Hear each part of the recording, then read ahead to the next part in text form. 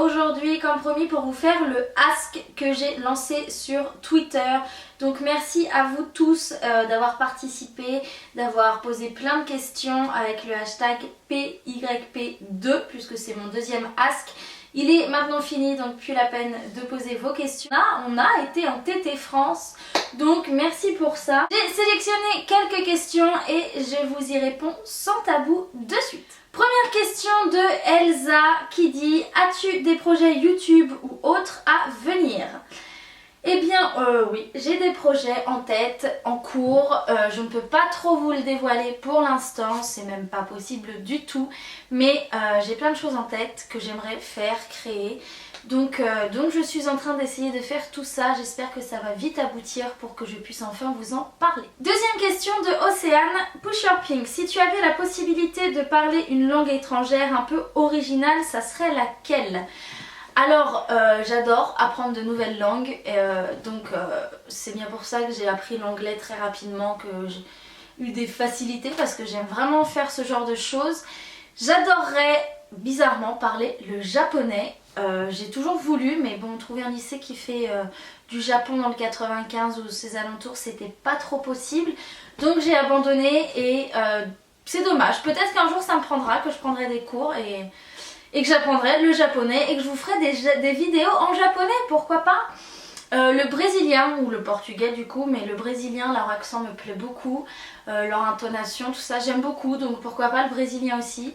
Et c'est un pays que je rêve de visiter également, comme le Japon en fait. Donc peut-être qu'un jour on fera des vidéos en japonais et en brésilien.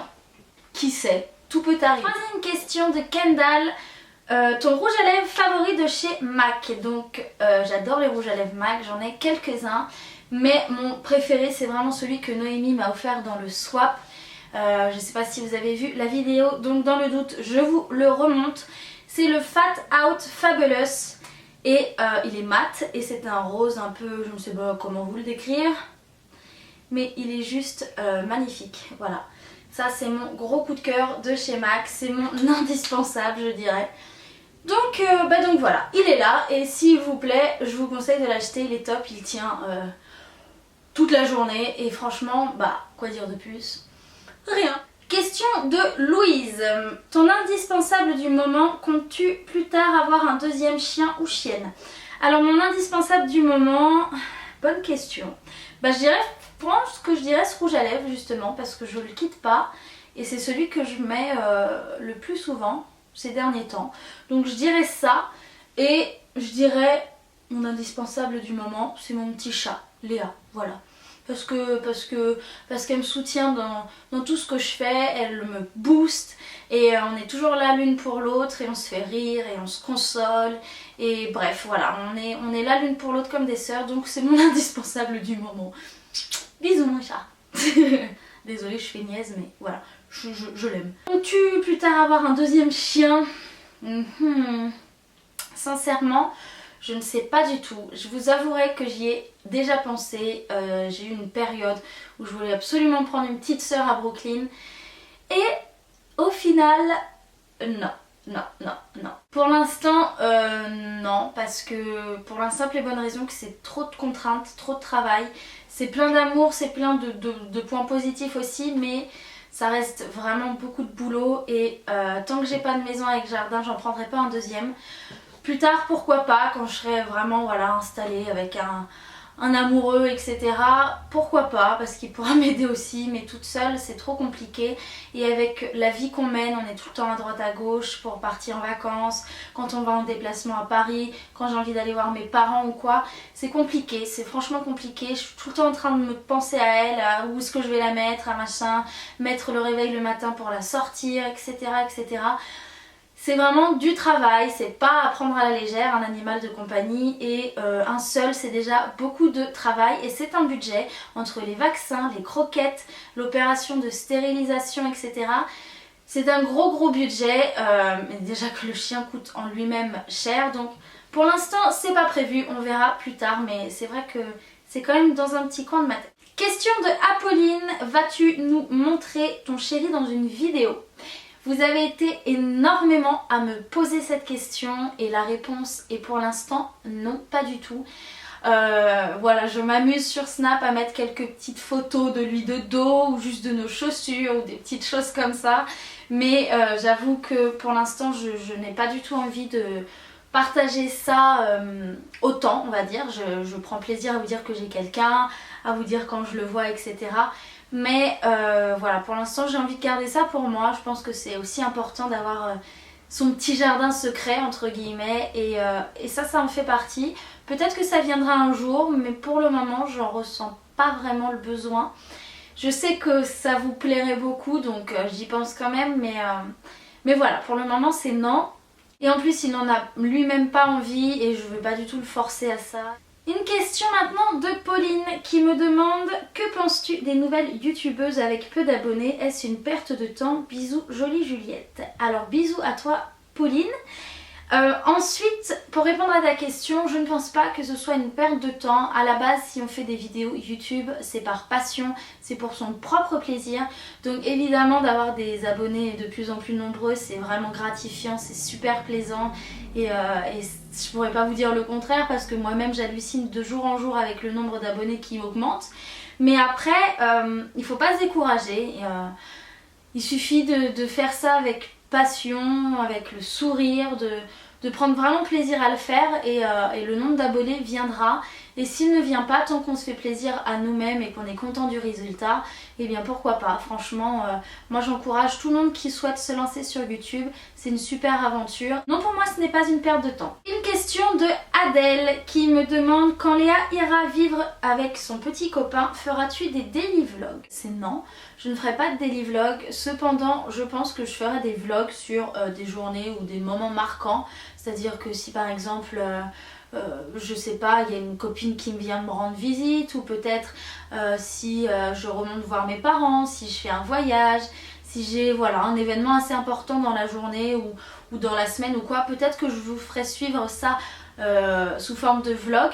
Mais pour l'instant, daily vlog, non, je laisse ça à Léa, c'est elle la pro et voilà, elle le fait très bien, donc j'irai sûrement réapparaître dans quelques-uns de ces vlogs parce que c'est pas parce qu'on va plus vivre ensemble qu'on se verra plus, bien au contraire.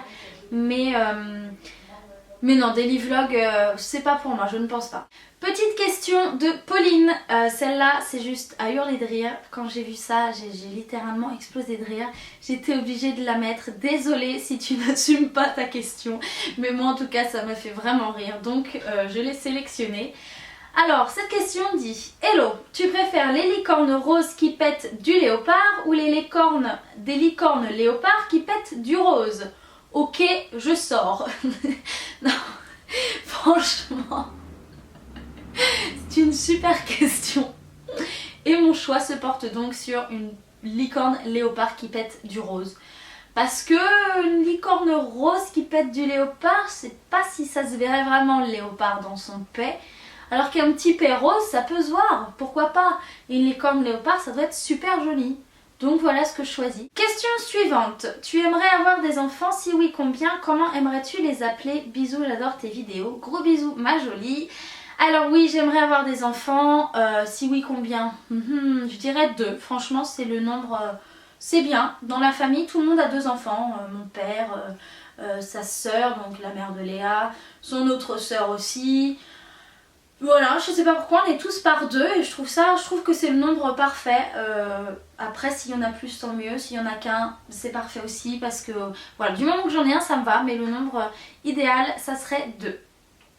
Comment aimerais-tu les appeler? On a tous et toutes des prénoms en tête depuis des années ou quoi. Je vous avoue même que j'ai un petit carnet où quand j'étais ado, j'avais marqué les prénoms pour les garçons et les prénoms pour les filles que j'ai toujours dans un coin de mon tiroir. Mais sincèrement, au final, on sait très bien que les enfants, ça se fait à 2 et le prénom, va falloir le choisir avec le papa. Et le papa aura forcément des goûts différents, ou pas, tant mieux, s'il aime ceux que vous avez choisis, tant mieux. Mais en général, ils ont toujours leur mot à dire et c'est totalement normal. Du coup, je ne peux pas vous dire comment je veux les appeler parce que forcément ça changera d'ici le temps que ça vienne et selon le garçon avec qui j'aurai des enfants, voilà, je ne sais pas du tout.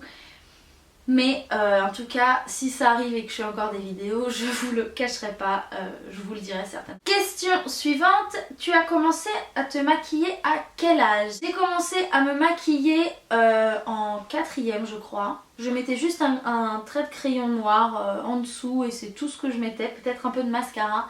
C'était très discret. Et réellement me maquiller, je dirais en seconde, parce que même en 3e ça restait vraiment discret. Ouais, c'était en seconde, donc c'est il n'y a pas si longtemps que ça, quoique j'en sens en train de me rajeunir là. Si en fait il y a quand même longtemps. Mais ouais, en seconde, je pense que c'est le bon âge, 3e, seconde c'est bien, avant c'est quand même un peu tôt, faut pas brûler les étapes. Donc voilà, seconde c'est un âge qui je pense est très bien. Question de Mélissa, quelle est ta destination de rêve et ton Starbucks préféré? Ma destination de rêve, ce sont les Maldives.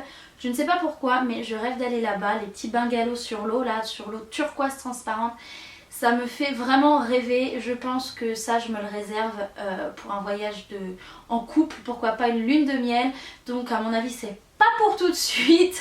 Mais voilà, c'est vraiment le voyage de mes rêves, là où je pourrais dépenser une fortune pour trouver l'hôtel ou le bungalow qui me fait rêver.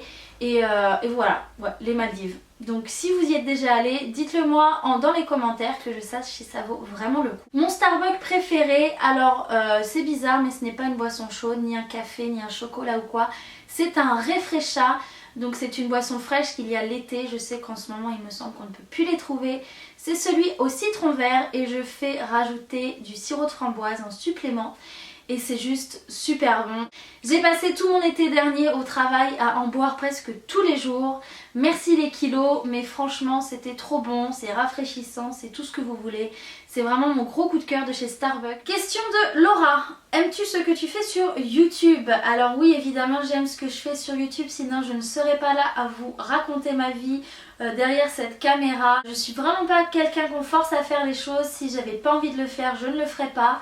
Et voilà, je prends vraiment plaisir à vous tourner ces vidéos, à trouver des idées pour vous satisfaire, pour que ça vous plaise, etc. Je sais que vous êtes nombreuses dans les commentaires à dire je comprends pas pourquoi t'as l'air sérieuse ou pas naturelle dans tes vidéos alors que dans les vlogs t'es toute souriante, toute faux-folle, etc. Il faut vraiment que vous compreniez que je suis la même personne, que ce soit là maintenant ou tout à l'heure dans le vlog de Léa que vous allez regarder. C'est juste qu'en fait, ce n'est absolument pas la même chose. Là, je suis toute seule dans ma chambre, devant ma caméra à vous parler. Je sais que je vous parle à vous, mais je ne peux pas me lâcher autant que dans la vie de tous les jours où Léa a sa caméra, que des fois je ne vois même pas. Et voilà, c'est donc pas la même chose, mais je suis la même personne et je pense qu'il faut aussi trouver un juste milieu. Je ne peux pas non plus, quand je vous présente des produits ou quoi, vous faire le clown tout le temps. Il faut aussi rester un peu sérieuse, même si je déconne quand même pas mal, je trouve aussi. Et puis c'est quand même assez nouveau pour moi, donc j'apprends aussi à me familiariser avec cette caméra qui me regarde et que je regarde. J'aimerais plutôt vous voir vous dans une grande salle et vous parler en direct, mais c'est pas forcément possible. Du coup j'apprends aussi à être à l'aise devant la caméra et c'est peut-être pour ça que des fois vous me sentez moins naturelle ou quoi. C'est que j'ai encore un peu de chemin à faire, voilà. Mais j'adore ça et si j'aimais pas ça j'aurais arrêté depuis longtemps. J'ai aucune obligation comme je vous le disais, donc voilà, évidemment que je prends plaisir à faire ce que je fais et à vous rendre heureuse et vous me rendez heureuse, donc merci pour ça. Ce ask est terminé, j'espère qu'il vous a plu. Je pense que je vous en ferai assez souvent parce que je pense que vos questions évoluent aussi avec mon évolution à moi. Donc j'espère que ça vous a plu, n'hésitez pas à mettre un pouce en l'air si c'est le cas. Je vous dis à très bientôt, ciao!